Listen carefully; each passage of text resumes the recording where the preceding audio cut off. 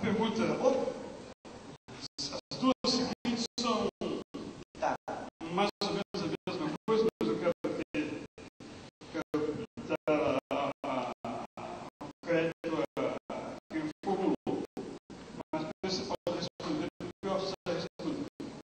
Ao fazer uma exegese a partir de Jesus histórico, não poderá se incorrer na criação de um Jesus dogmático, ou a hipótese, entre aspas, da leitura dogmática em parede de Jesus é Deus, é fé. E, entre aspas, hipótese, fecha aspas, da leitura crítica, não é? Gostei da deixa, porque aí dá para fazer propaganda do meu livrinho, o que é fé, publicado pela MK. Aquele livrinho é fruto da minha solução pessoal para minha opção cristã. Ou você trata a fé como acreditar em doutrinas que nós construímos na história, e aí essa pergunta tem sentido, ou você arruma um jeito de explicar o que é fé. Então, quem quiser a resposta para essa pergunta, lê lá o livrinho da MK.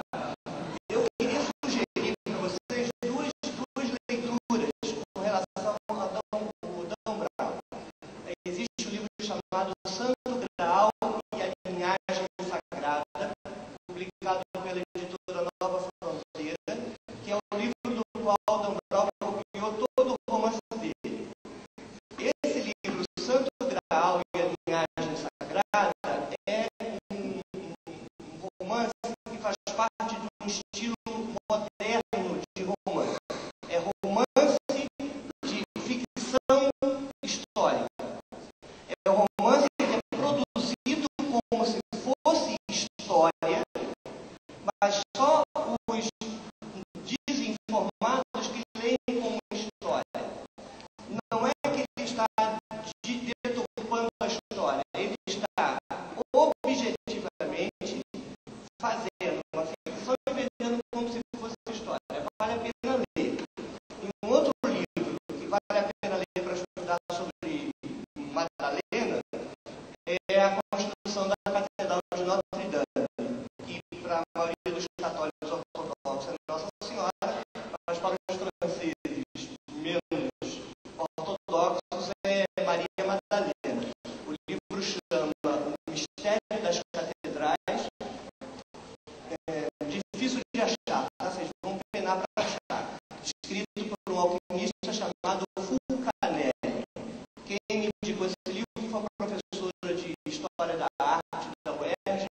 Vale a pena dar uma lida no livro. Marcão, senti feliz na sua fala a humanidade da nossa própria crise.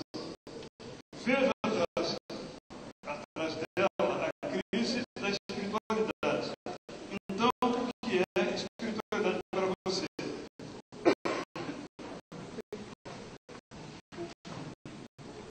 Espiritualidade, coisa subjetiva, como é que eu vou me expressar nesse sentido? O processo de santificação, diria,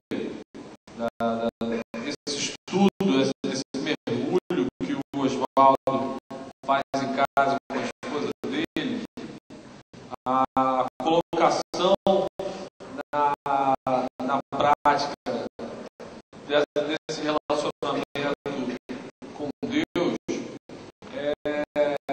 eu confesso para você que eu não tenho uma resposta enxuta, exata do que é espiritualidade, e num português claro, eu não consigo fazer. Então, agora, para terminar, o professor Luiz 15 anos dá para responder. Tem um livrinho da MK ali agora também com esse título, que é Espiritualidade. É seu? Não, Frederico Piper. Professor Luiz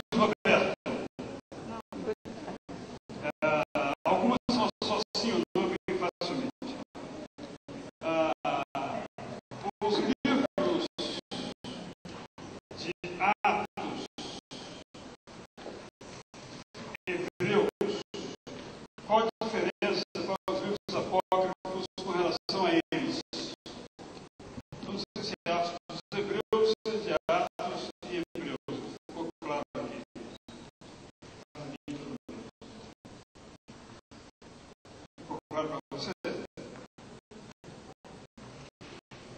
Os livros de Atos, Hebreus, qual a diferença aos livros apócrifos com relação a eles? Deve ser Atos, os apóstolos, e Hebreus, os apócrifos para eles. Bem, se for Atos dos Apóstolos Hebreus, é que Atos e Hebreus estão no cano do Novo Testamento, pertencem aos 27, e os outros estão fora do cano do Novo Testamento, não pertencem aos 27. Ué, evidente, né? Ué, não é isso? Próxima pergunta. Não existe nenhum estudo sobre a vida de Jesus na adolescência e juventude. O que ele fez? Ou qualquer outra coisa?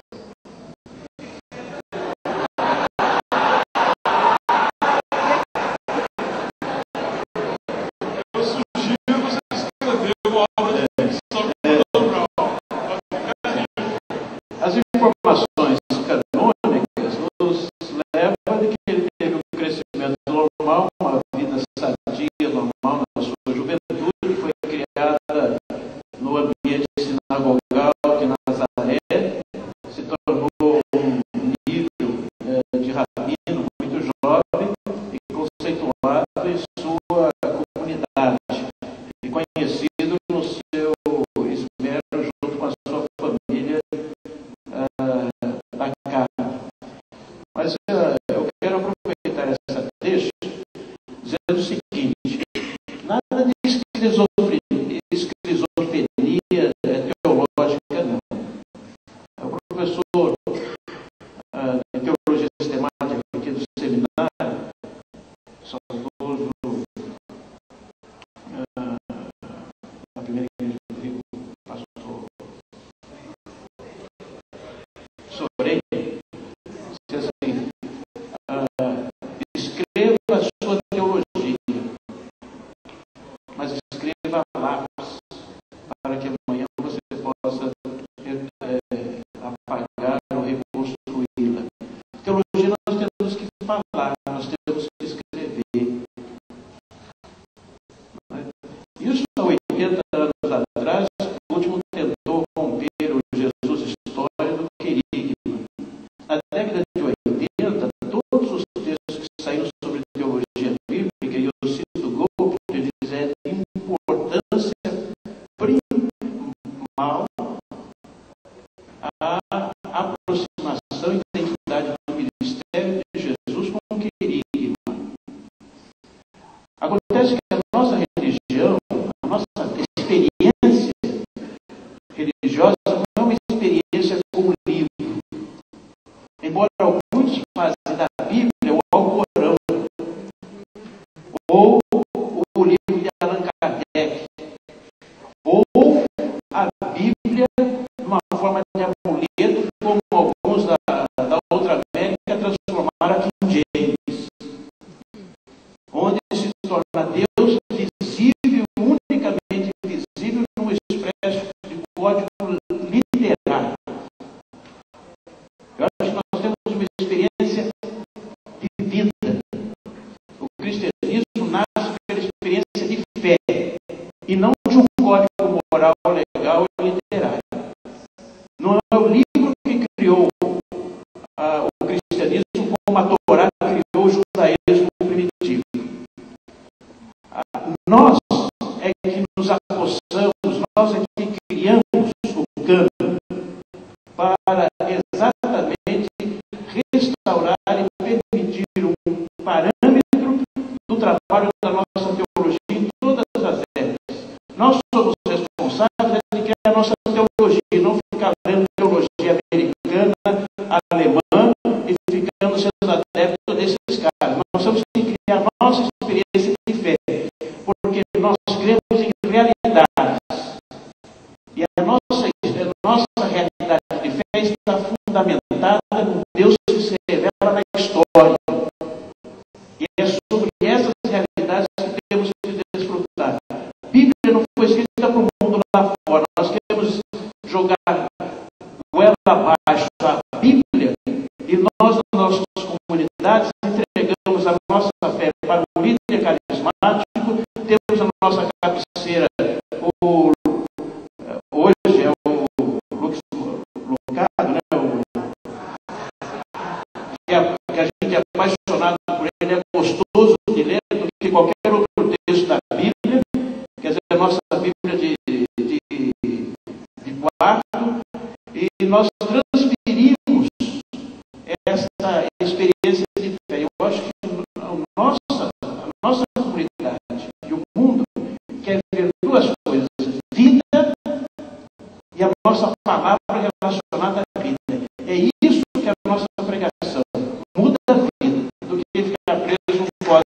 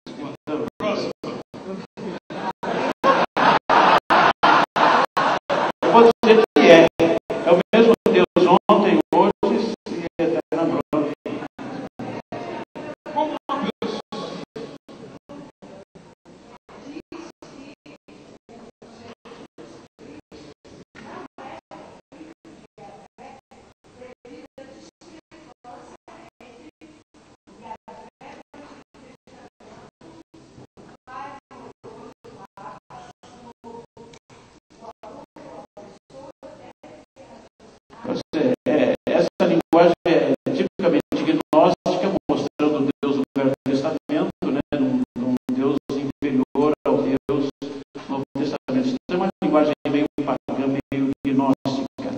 Qualquer dúvida, pastor Luiz, tudo junto, por extenso, @ pibneves, pibneves.com.br.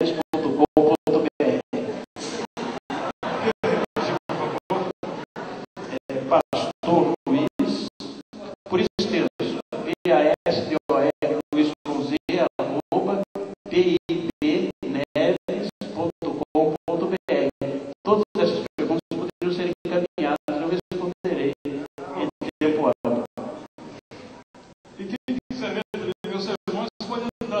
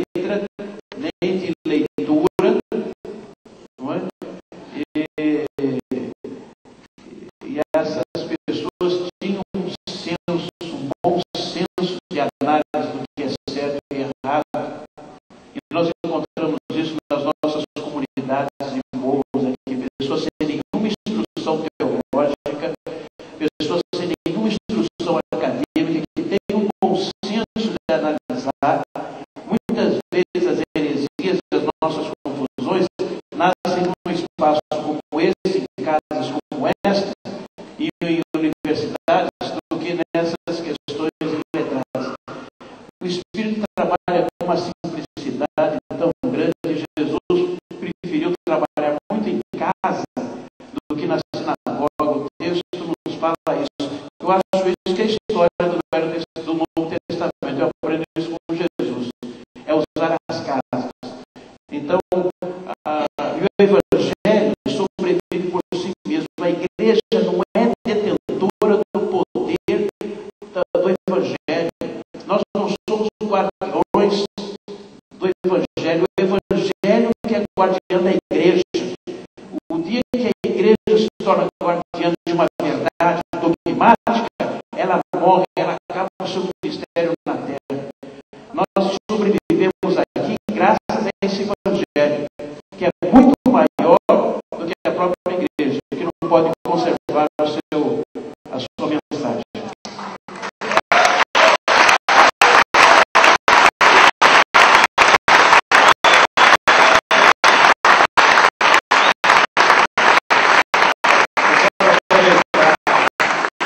Palavra do professor para dizer que quando a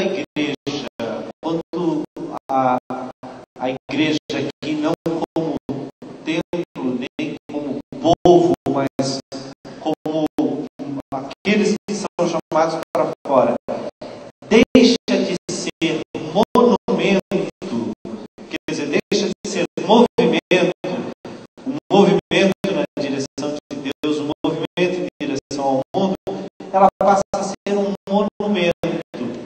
E o monumento só serve para preservar o passado. O movimento serve para criar o futuro e para viver o presente. Então, nós, como igreja, precisamos ser um verdadeiro movimento com Jesus Cristo, e não um monumento para